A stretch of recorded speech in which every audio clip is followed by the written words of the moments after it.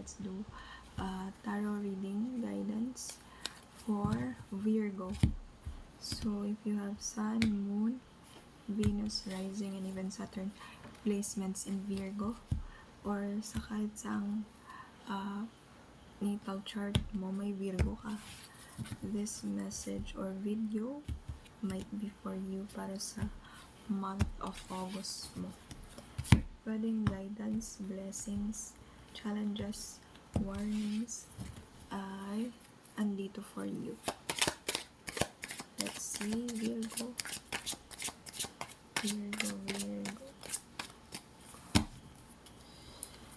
Virgo. Before we proceed, I would like to say thank you sa lahat ng subscribers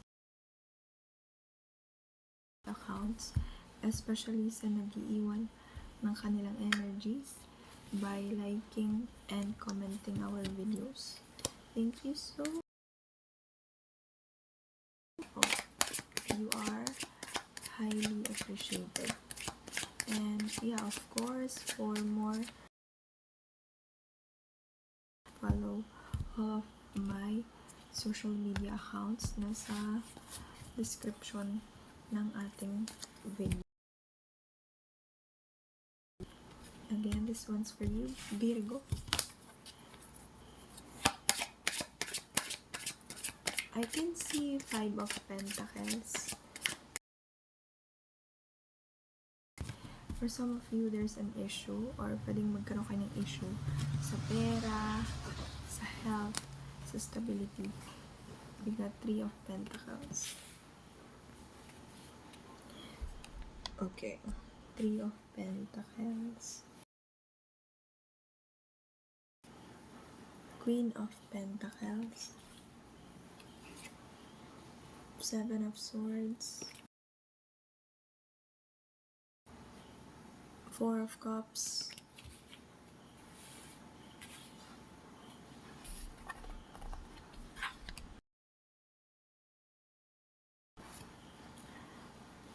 The Chariot. 3 of Wands.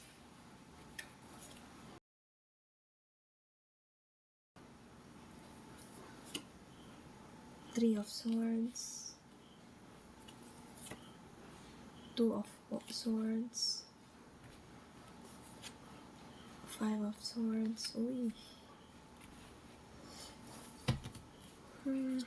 This is for your August energy update. 2 of Pentacles. The Moon. 3 of Cups. Knight of Wands. Lastly, 5 of Pentacles. Gaya na sabi ko kanina, I see, while nagsisimula pa lang tayo, Virgo, I see in my head intuitively 5 of Pentacles, which is surprisingly, biglang ang last card natin ay 5 of Pentacles. So yun, pwedeng magkaroon kayo ng di naman like emergency in your health. So habang maaga pa, kung napanood nyo to ng mas maaga pa, don't be afraid to seek help. Kahit na anong klaseng help yan, mental, emotional, spiritual, and especially your health, physical. But again, yeah, let's start.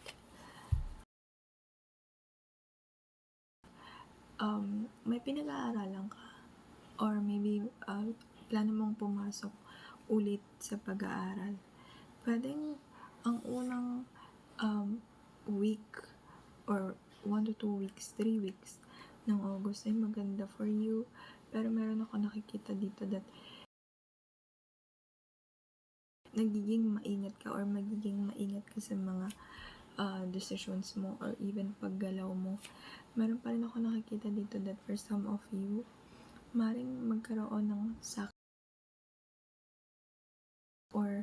kahit na naging maingat or magiging maingat ka, magkakaroon ka pa rin ng lapses dito, especially when it comes to money, especially medyo minadali mong kuhain or makuha or nakuha mo siya sa hindi masyado magandang paraan. For others of you here, there's also an energy of heartaches or maybe hindi pagkakaunawa asawa, girlfriend, boyfriend, ayun, pero hindi ka kumikibo kahit naramdam mo na or maring hindi mo na lang gustong pag-usapan kung ano man itong bumabagabag sa'yo mentally or sa isip mo. You might keep this for a long time kasi nga you feel like it's not making sense or wala na siyang sense. And for others of you, although there is a plano to move past or kalimutan kung ano man yung nangyari from the past or from bumabagabag pa rin or paring mag-resurface or bumalik sa'yo yan sa month of August unless you have this courage to admit it to yourself that you're still hurting, you're still planning na bagabag sa isip mo. For others of you, ang lakas ng third party energy dito, maring matuklasan mo ang iyong maring may matuklasan ka regarding sa partner mo romantically that this person or ikaw pala ay third party or your person ay involved sa third party. And this could also lead blockages kasi especially if we already know that our person is committed na pala siya with somebody else, and this could also affect our finances. So maaaring ngayon there's also a struggle here when it comes to your finances. So if you are seeing this right now, might as well mag-ipon, or if you can find a backup plan, another way to somehow increase and save up for rainy days, ika nga nila. And for some of you here, avoid yung mga unnecessary gastos, especially a celebration na pwede namang wag bonggahan. Yung baka madala ka lang sa bugso ng iba or sa sabi-sabi ng iba and hindi mo naman talaga kayang bagay. So be aware of that kasi pwedeng mag-result siya sa'yo ng ang tawag dito, mag-result siya sa'yo. So be careful on that. Basta wag ka magpadala sa pressure ng iba. Gumastos ka lang dun sa kung saan sa nararapat para ma-avoid mo yung to avoid unnecessary spending and para makaprepare ka rin sa mas mahalagang bagay.